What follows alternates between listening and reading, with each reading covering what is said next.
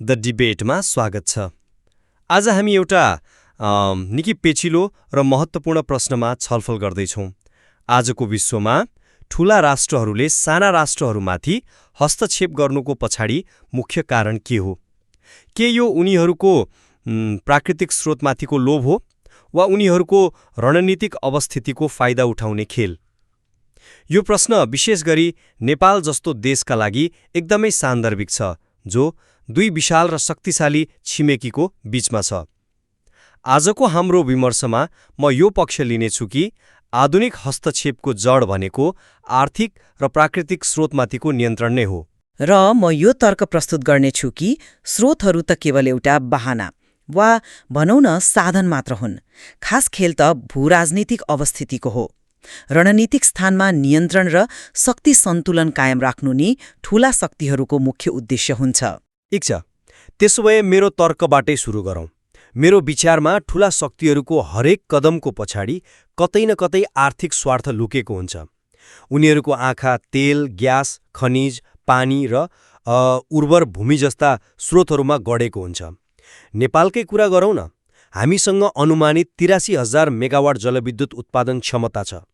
यो हाम्रो लागि मात्र होइन, ऊर्जाको भोको हाम्रो छिमेकी बजारका लागि त सुनको खानी बराबर हो।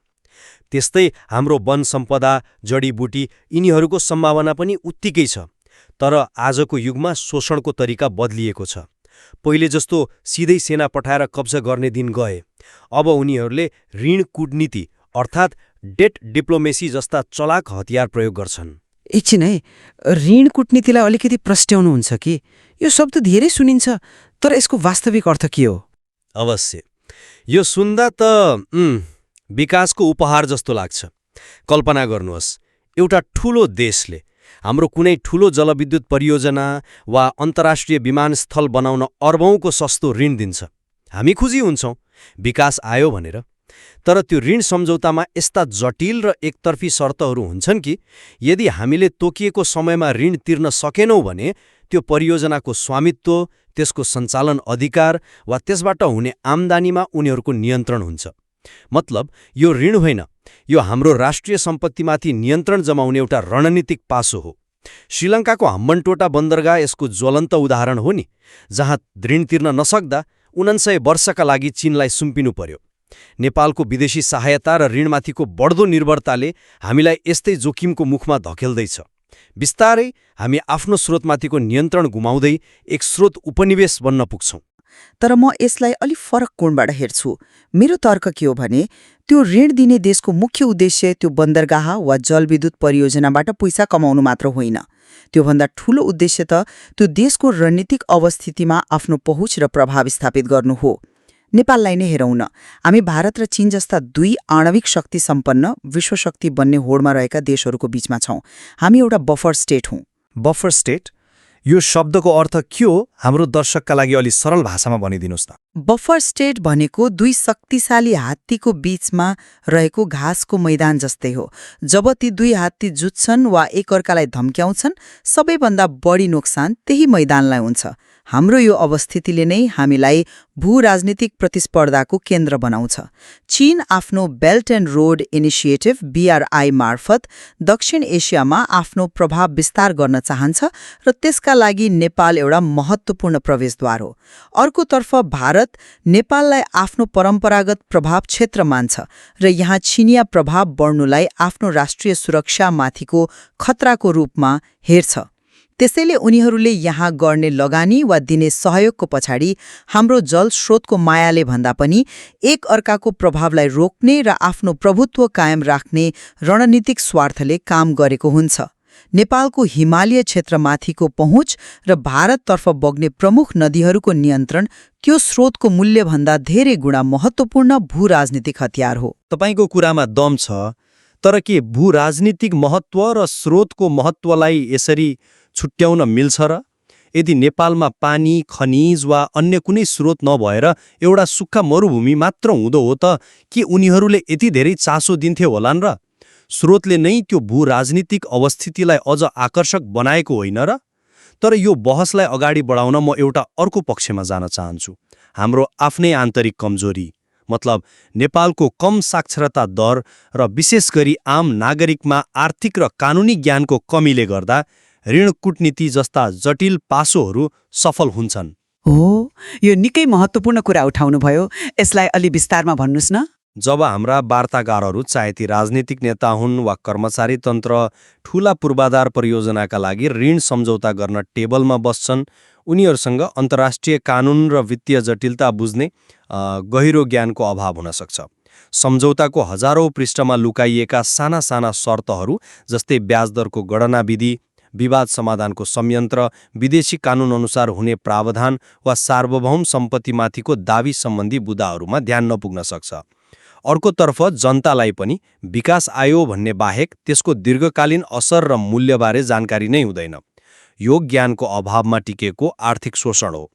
जब देशको नेतृत्व र नागरिक दुवै अनभिज्ञ हुन्छन् तब राष्ट्रिय स्रोतहरू सजिलै बाह्य शक्तिको हातमा पुग्छन्। म यो कुरामा पूर्ण सहमत छु। ज्ञानको अभाव हाम्रो सबैभन्दा ठूलो कमजोरी हो। तर म के थप्न चाहन्छु भने ज्ञानको त्यही कमीले आर्थिक शोषणलाई मात्र होइन, भू राजनीतिक हेरफेरलाई पनि उत्तिकै सहज बनाउँछ। विदेशी शक्तिहरूले यो कमजोरीको फाइदा उठाउन गैर सरकारी संस्थाहरू, एनजिओज, मिडिया र सिभिल सोसाइटीलाई हतियारको रूपमा प्रयोग गर्छन्। उनीहरूले प्रजातन्त्र, मानवाधिकार, वातावरण संरक्षण जस्ता आकर्षक नाराहरूमा अर्बौं डलर लगानी गर्छन्, तर त्यसको भित्री उद्देश्य जनमतलाई आफ्नो पक्षमा पार्नु र देशको परराष्ट्र नीतिलाई आफ्नो अनुकूल बनाउनु हुन्छ। तर त्यो पनि त घुमिफिरी आर्थिक स्वार्थमै जोडिएला नि। यहाँका गैर सरकारी संस्थाहरू मार्फत त्यो परियोजनाले वातावरणीय विनाश गर्छ वा स्थानीय समुदायलाई विस्थापित गर्छ भनेर व्यापक प्रचार गराउन सक्छ, आन्दोलन गराउन सक्छ। यसले त्यो परियोजना रोकिन्छ वा ढिलो हुन्छ। यहाँ स्रोतको लुटभन्दा पनि आफ्नो प्रतिस्पर्धीलाई रोक्नु र आफ्नो रणनीतिक प्रभाव कायम राख्नु मुख्य उद्देश्य भयो। यो राष्ट्रिय सार्वभौमिकता र प्रभावको खेल हो, जहाँ नागरिकको अज्ञानता र भावनालाई हतियार बनाइन्छ। तपाईले गैर सरकारी संस्था र मिडियाको कुरा गर्नुभयो, त्यो एकदमै सान्दर्भिक छ। तर मलाई अझै पनि लाग्छ कि त्यो प्रभावको खेलको अन्तिम लक्ष्य पनि घुमिफेरी देशको आर्थिक नीतिलाई आफ्नो अनुकूल बनाएर स्रोतसम्म पहुँच पुर्याउनु नै हो। जे होस्, यदि तपाईँको तर्क मान्य हो भने नेपाल जस्तो सानो र संवेदनशील भूराजनीतिक अवस्थितिमा रहेको देशले सैन्य गठबन्धन गरेर आफूलाई सुरक्षित राख्नुपर्छ त? बिल्कुल पर्दैन। बरु त्यो त आत्मघाती कदम हुन सक्छ। नेपाल जस्तो देशले कुनै एउटा शक्ति गुट जस्तै अमेरिकासँग वा चीनसँग सैन्य गठबन्धन गर्नु भनेको अर्को छिमेकीलाई सिधै छिड्याउनु हो। यसो गर्दा हामी दुई हात्तीको लडाईँको मैदान मात्र बन्छौं। यसले हामीलाई सुरक्षित होइन, झन असुरक्षित बनाउँछ। यसको ठीक उल्टो हाम्रो लागि सबैभन्दा उत्तम बाटो भनेको सफ्ट पावर अर्थात् नरम शक्तिको प्रयोग हो।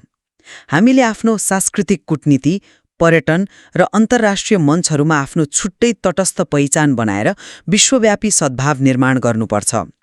गौतम बुद्धको जन्मभूमि, सगरमाथाको देश एक शान्तिप्रिय राष्ट्रको रूपमा आफ्नो पहिचानलाई स्थापित गर्न सक्यौं भने कुनै पनि शक्तिले हामीमाथि हस्तक्षेप गर्नुअघि 10 पटक सोच्न बाध्य हुन्छ। यो सैन्य शक्तिभन्दा दिगो र प्रभावकारी सुरक्षा हो। माफ गर्नुहोला, तर म यो कुरा मान्न तयार छैन। यो सुन्दा निकै आदर्शवादी लाग्छ, तर यथार्थमा काम गर्दैन। नरम शक्ति र सांस्कृतिक कूटनीतिको आफ्नै महत्त्व होला, तर यसले नाङ्गो आर्थिक शोषण रोक्न सक्दैन।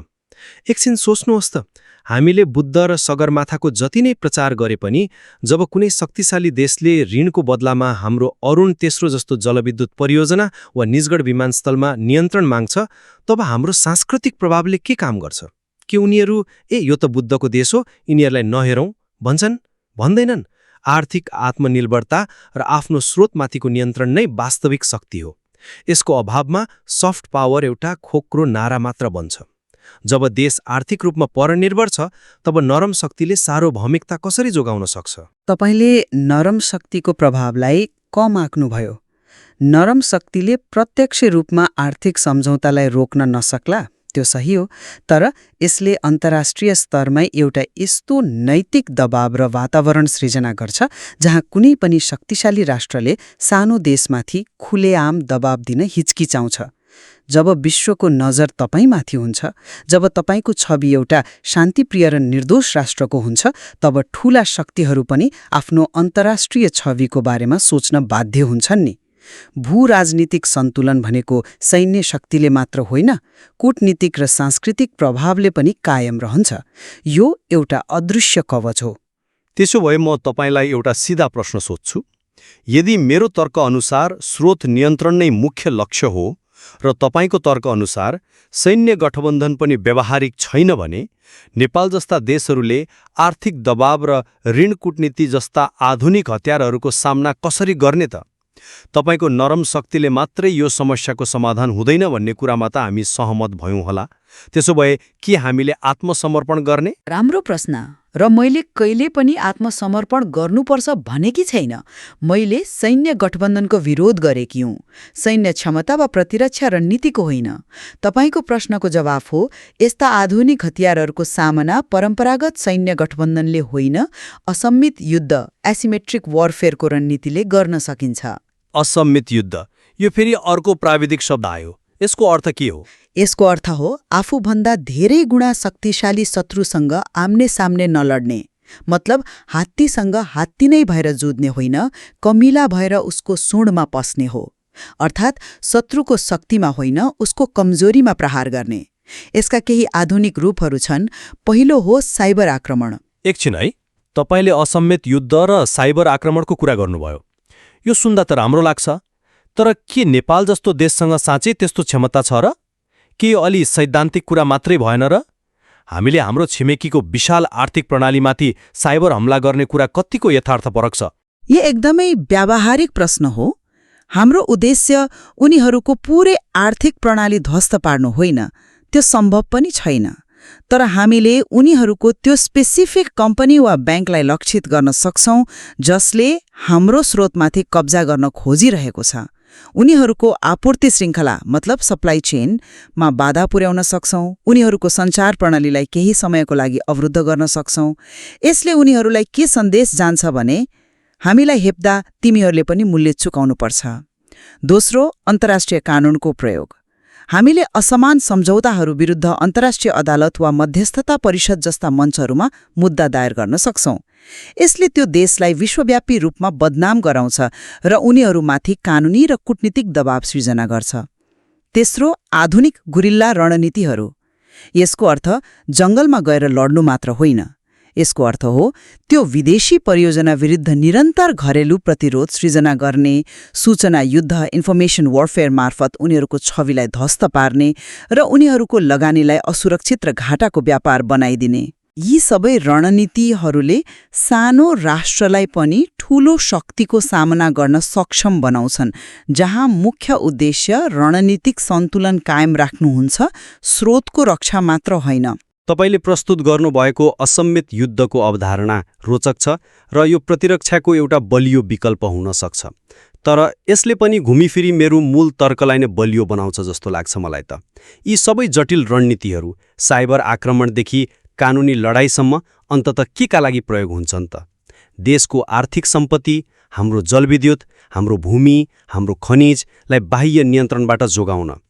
यदि स्रोतहरू महत्त्वपूर्ण नभएको भए र खेल केवल भूराजनीतिक प्रभावको मात्र भएको भए यति जटिल प्रतिरक्षा रणनीतिको आवश्यकता नै पर्दैन थियो। मैले यो कुरामा सहमत छैन।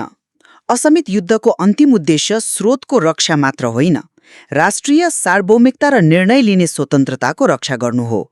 स्रोतहरू त त्यो सार्वभौमिकताको एउटा अंश मात्र हुन्। भोलि कुनै देशले हामीलाई हाम्रो स्रोत चाहिँदैन, तर हाम्रो भूभागमा तिमीहरूले विदेशी सैन्य हड्डा बनाउन दिनुपर्छ भनेर दबाब दियो भने के हुन्छ? त्यहाँ स्रोतको कुरा आउँदैन, तर सार्वभौमिकताको प्रश्न सिधै आउँछ। त्यसैले लडाईँ सधैँ स्रोतको लागि मात्र हुँदैन, आफ्नो अस्तित्व र स्वतन्त्रताका लागि हुन्छ। स्रोतहरू त त्यो ठूलो लडाईँको एउटा मैदान मात्र हुन्। आजको विमर्शबाट म के निष्कर्ष निकाल्छु भने नेपाल जस्ता विकासोन्मुख राष्ट्रहरूका लागि उनीहरूको प्राकृतिक र आर्थिक स्रोत नै बाह्य शक्तिका लागि प्रमुख आकर्षण हुन्। ऋण कूटनीति र आर्थिक परनिर्भरता जस्ता आधुनिक औजारहरूले यो शोषणलाई अझै सहज बनाएका छन्। जबसम्म हामी आर्थिक रूपमा आत्मनिर्भर हुँदैनौँ र आफ्नो स्रोतमाथि पूर्ण नियन्त्रण कायम गर्दैनौँ, तबसम्म हाम्रो राष्ट्रिय सार्वभौमिकतामाथि गम्भीर प्रश्न खडा भइरहन्छ। प्रतिरक्षाका जतिसुकै रणनीति अपनाए पनि यदि आर्थिक रूपमा कमजोर छौँ भने हामी सधैँ जोखिममा रहन्छौँ। तर स्रोतको महत्त्वलाई स्वीकार गर्दा गर्दै पनि नेपालको अद्वितीय भू-राजनीतिक अवस्थितिलाई बेवास्ता गर्नु भनेको आधा सत्य मात्र देख्नु हो। भारत र चीन बीचको रणनीतिक प्रतिस्पर्धाले नै नेपालमाथिको बाह्य चासोको स्वरूप र तीव्रता निर्धारण गर्छ। स्रोतहरू त्यो प्रतिस्पर्धाका साधन र पुरस्कार दुवै हुन सक्छन्, तर प्रतिस्पर्धाको मूल कारण हाम्रो अवस्थिति नै हो। त्यसैले नरम शक्ति र असीमित प्रतिरक्षा जस्ता बहुआयामी रणनीतिहरूले मात्र यस जटिल भू-राजनीतिक वास्तविकतालाई सम्बोधन गर्न सक्छन्। हाम्रो लडाईँ केवल स्रोतको रक्षाका लागि होइन, समग्र राष्ट्रिय स्वार्थ र सार्वभौम अस्तित्वको संरक्षणका लागि हुनुपर्छ। यी दुई दृष्टिकोणले के देखाउँछन् भने आधुनिक द्वन्द्व र हस्तक्षेपका कारणहरू बहुआयामी छन्। सायद सत्य के हो भने स्रोत र रणनीतिक अवस्थिति एक अर्कासँग यसरी जेलिएका छन् कि एउटालाई अर्कोबाट पूर्ण रूपमा छुट्याएर हेर्न लगभग असम्भव छ। बिल्कुल। सायद प्रश्न स्रोत वा अवस्थिति होइन, बरु कसरी स्रोत र अवस्थितिले एक अर्कालाई प्रभावित गर्छन् भन्ने हो। एउटा राष्ट्रको रणनीतिक अवस्थितिले त्यसलाई निशाना बनाउँछ र त्यहाँ भएका स्रोतहरूले त्यो हस्तक्षेपलाई आर्थिक रूपमा आकर्षक र व्यावहारिक बनाउँछन्। यस विषयमा थप अध्ययन र विमर्शको आवश्यकता निरन्तर रहन्छ।